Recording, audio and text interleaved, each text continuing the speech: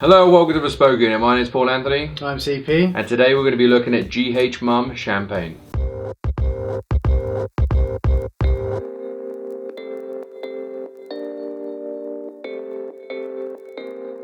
So in that intro you've just seen us sabering this GH Mumm with the George Jensen saber you've seen in front of us. We have links below to that saber as well as other links to our champagne content. So Charles, as our resident champagne expert who lives in Champagne, France, there is no excuse why you can't download on us right now what this champagne is telling us. Well, first of all, let's just talk about GH Mumm, founded in 1827. This particular cuvée is the Grand Cordon, the one below, which we've already reviewed and rated. Check out the links that are appearing on the right and in the description. This is the more exclusive one. Grand Cordon, you see this big red sash, is the sash that Napoleon's légion d'honneur would wear. So those who earn this big sort of knighthood would wear a sash across them, and so when this champagne was released, it was actually delivered in silk sash to show this.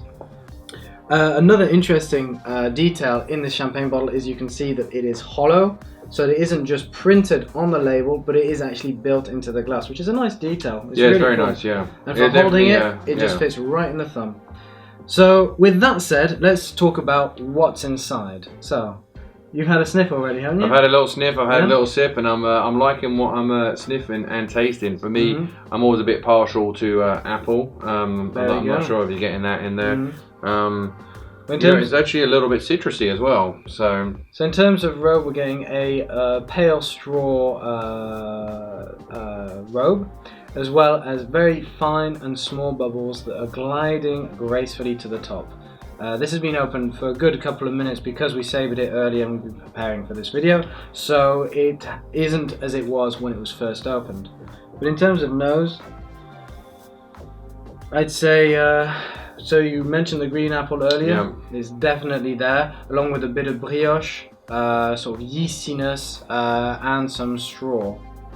So next step, let's try the palate and see what we get. Okay, I've already been there a few times, but I'll keep going. I'm really liking this actually.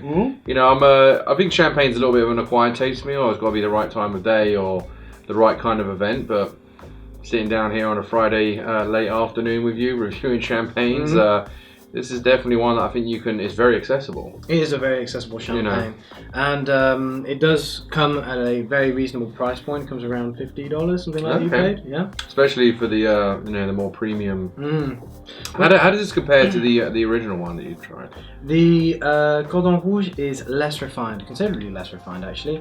Still quite tart, but it's more in the sort of straw, apricot, citrusy. Whereas this is very much in the green apple, which must mean that there is much more Chardonnay in here. Excuse me. It's also there's a sort of a nuttiness to it, and quite caramel honey finish, as well, like a chalk ending across. Yeah, I kind of got a little bit of that dryness, with the chalkiness. So there is much more Chardonnay in this. I don't know the exact composition, and it is much more refreshing and more complex than its cheaper counterpart. So do you think this champagne will taste best on its own, or would you pair it with food? And if so, what food would you pair it with? I think that you could have this. You could have this on its own. You could enjoy it perfectly fine during an aperitif with friends. You know, get some pretzels out, some nuts, things like that. French fries, as you say. French fries, indeed. French fries and champagne is a fantastic combination. I cannot rate it enough. Alternatively, it'd be great with starters such as salads and some fish. It's also great with for your mains. Seafood would be a great combination, but I'd steer away from anything that is red meat, anything that is too bold. It would just overpower it. It's quite delicate. It is a very delicate blend, and the green apples, it's too dry, too tart. You just wouldn't feel at home. Yeah. I mean, I've been really impressed with the presentation from the kind of the sash. The sash around. I could get out there, and even on the plaque itself, it's a pretty nice cork there. You can see it's kind of jammed in there from the saber and exploits with the glass. Overall, I think it's just a great bottle of champagne. I'm actually pleasantly surprised by this, because the Cordon Rouge was a good, reasonably priced, middle of the road. This isn't much more expensive, it's just the next one up. It's almost seen as an equivalent because it's not the Cordon Rouge, which is the one below, isn't readily available in the United States. So, you know, this is more of the first in line over here. But it's also very, very good. It's actually, you know, for around $50, I think this is a great option, and it kind of is. You're not just, if you're bringing a bottle of champagne to an event or hosting a party, it's not just the standard big two. Exactly. I'm sure everyone's aware of this. Just kind of you know, branches you out a little bit, makes you look at me. Maybe you got a bit more knowledge. I mean, if I was hosting a party after tasting this, I think it would definitely be one that I would go and reach for now. So if you want to see the best prices and where you can find this champagne, just look in the description below, and we've got a couple of links there to help you on your way.